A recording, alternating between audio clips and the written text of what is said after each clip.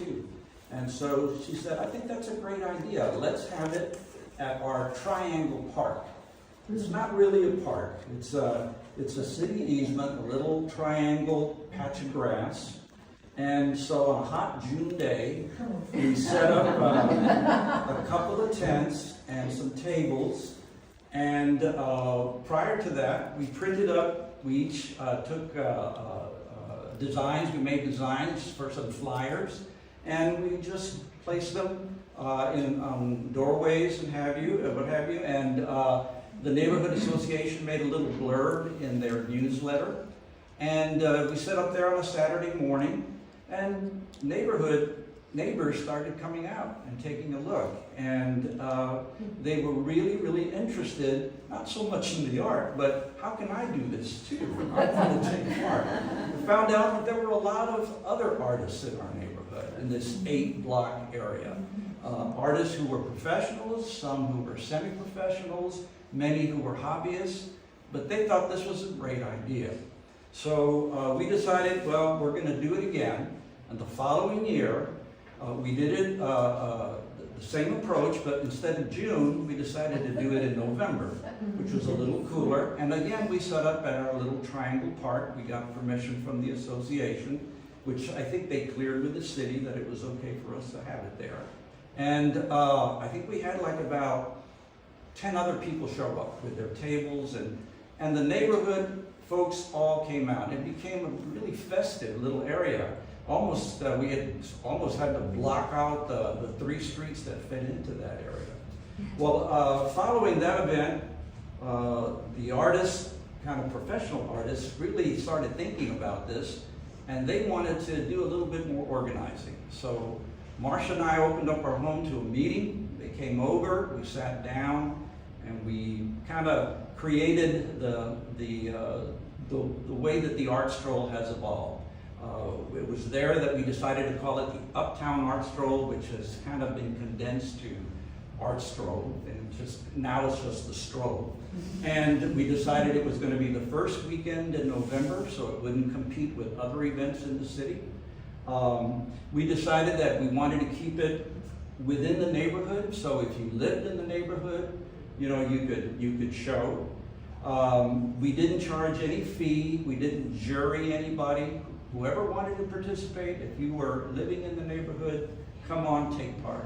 And it's grown from there. Like Claudia said, I think that third year there were maybe 10 sites. There were 26 sites this year with over 100 artists participating.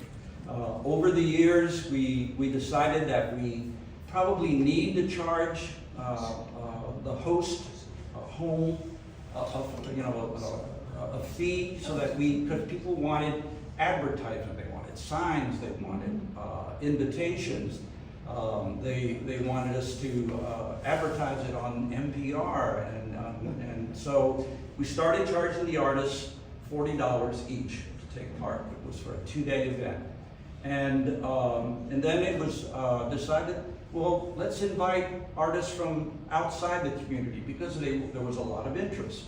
So we said, yeah, sure, if there is a home in the neighborhood hosting it, they can come in, pay their fee, and they become part of it. And then we decided that even if you're not an artist, if you live here and you would like to host other artists to come in your site, we can do that as well. We always said we wanted to keep it neighborhood friendly. We wanted to showcase our neighborhood. In fact, over the years, we have had news articles, and television has come out to showcase our neighborhood. And I think it's been great for our neighborhood. It's kind of put us on the map in a way. I think that what has made the stroll successful is that we've kept it simple. Not a jury process, open to whoever would like to show their work. We just set a rule that it should be something that you create, that you had hands in producing, nothing store-bought being brought in and that kind of a thing. And it's stayed that way. And it to me has been very, very fruitful in many, many ways. The connections that I've made throughout the community and beyond have been very helpful because of the stroll. I suggest that you come. If you haven't been to it, pick a Saturday or Sunday. We've got pedicabs that can take you from one side to the other. We've got porta potties. That became a big issue, I remember that. But there's a lot of great art to see, professional and non, but just so interesting. We've got kids involved. Throughout the years, the money that we've been able to collect, and we've had a reserve, we've donated to scholarships to Edison High School, to the Children's Bereavement Center, and other areas within our community through the funds that we've raised just from the art fees. Ladies, anything else that I may have left off regarding the stroll? I like the fact, I rarely get a chance to go out and actually see the work because it gets so busy. We have hundreds of people that come through over that 2-day period from all over the city. But David Baker, a neighbor who is an artist and sometimes participates and other times just serves as our photographer, has allowed me to see what happens. Some people just set up their card tables. Others open their homes and you can go into their homes. I have a studio. I open up my studio. Having done art shows for years, like Laguna Gloria and up in Houston and Dallas, I throw up tents, and we have tents in the front. So we have artists in the front yard, we have artists in the backyard, and I just love the variety of the way and the creative ways that people participating show their work. And because of the hard work of help like Claudia and Jane helping get this thing established, I think it's going to be here for a long, long time. So, anything else? Q&A, yeah. One more thing, because this is always the weekend after Halloween. There's always free Halloween candy. So,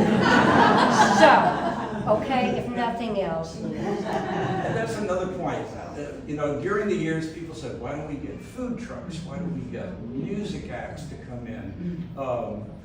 We just wanted to keep the focus on the neighborhood and on the art and not let it become anything more than that. I think that we felt that if we started doing that, it would overwhelm our community. And neighbors who aren't into this would begin to complain rather than say, yeah, let's go ahead, have it. Take the time to do this. And I think that has helped this continue. So. And is this on Friday, Saturday, Sunday? It is Saturday and Sunday. Saturdays from 10 to 5. Oh, they're on the page? Yeah.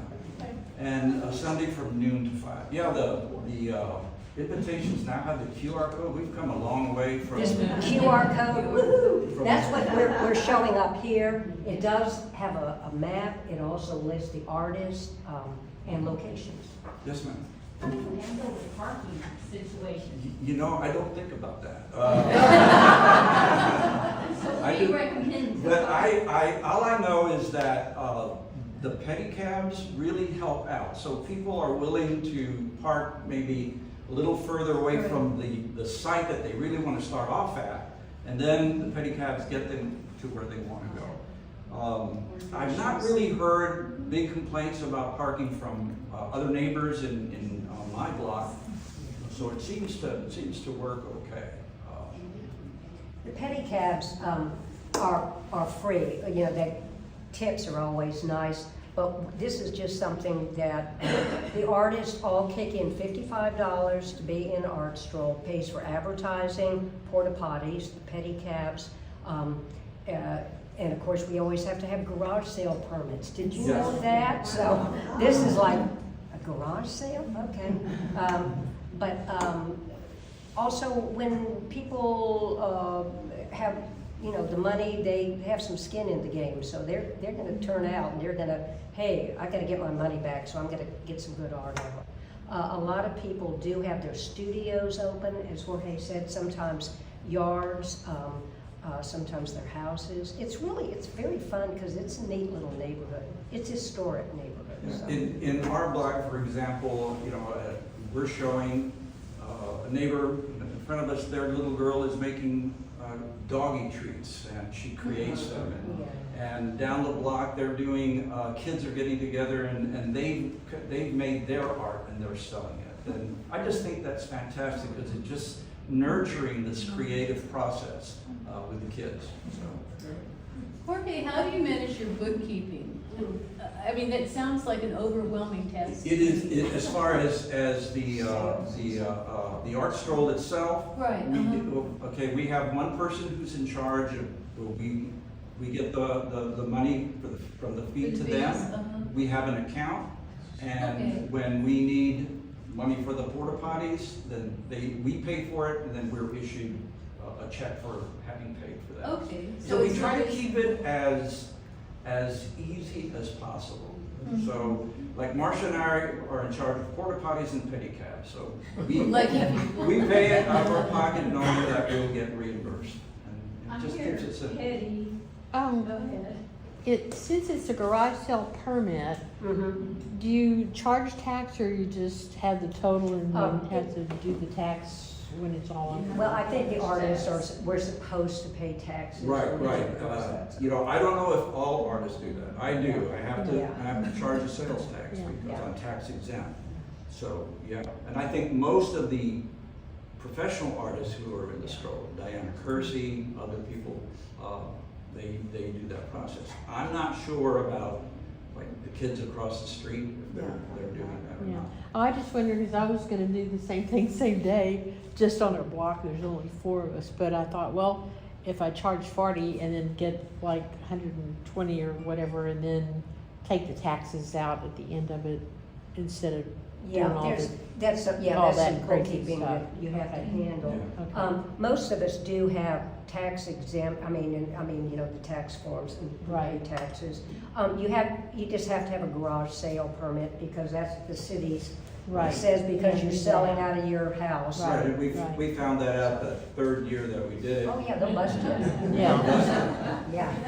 And we don't question how you as an artist or participant are dealing with your money. We don't ask for a percentage. There's no percentage given to the Art Stroke Committee. What you make is yours. I tell people who are coming in for the first time, this is an opportunity for artists to connect with people. It's not about a money-making issue necessarily, event.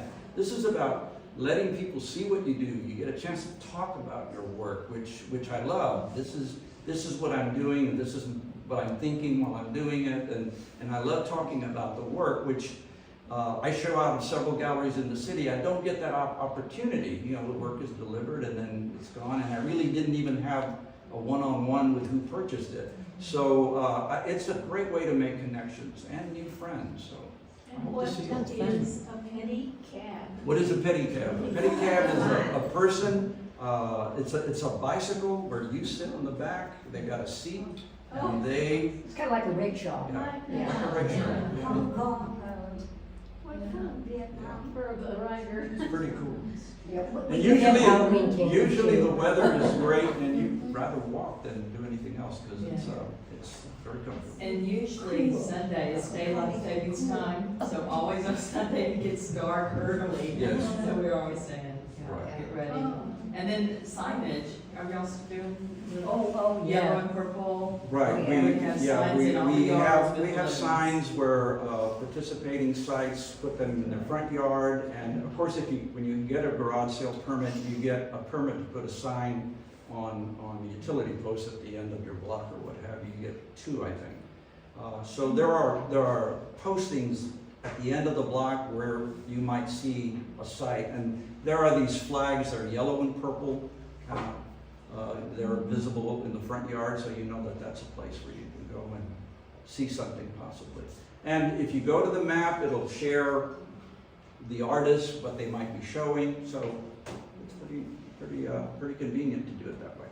Very cool. It's such a sophisticated website now. Yes. When you click on one of the numbers, you can see who's showing there. And there are always, you know, a group of artists at every location.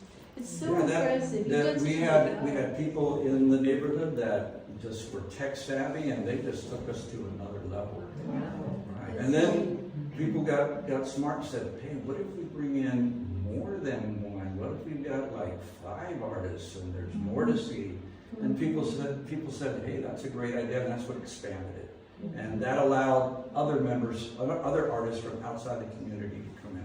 And the other thing that I love about it is that usually the same artists are in the same place. So if you follow an artist and you sort of know that they're going to be at the stroll, Exactly. you kind of know where to go to find them. And it's really... I've loved it because I've had students come back and visit with me who I'd lost touch with over the years, and it's just a great opportunity to just reconnect. It's been great. And you know, there's a lesson here too. I don't know how many of you sort of know the history of the Art League in the 80s and 90s, but we used to have an art jamboree that started out in the park across the street, much like the art stroll did at the Triangle. And it just got bigger and bigger and bigger, and it finally kind of imploded because it had gotten to be such a huge, unorganized, unwieldy event, and that opened up the possibility of a lot of things happening that didn't work out. So I think the idea of keeping it small. Yeah, I remember coming to that event. I have my cousin, Raul Gutierrez, who's an artist here in town, brought me to that event. And that was the first time that I'd seen this particular organization. It's Yeah. like, I think we're all in a mood to be smaller and more effective and more neighborhood centered. So I'm really glad to hear the story about that. Thank you again for the opportunity to come and share this story with you. Thank you.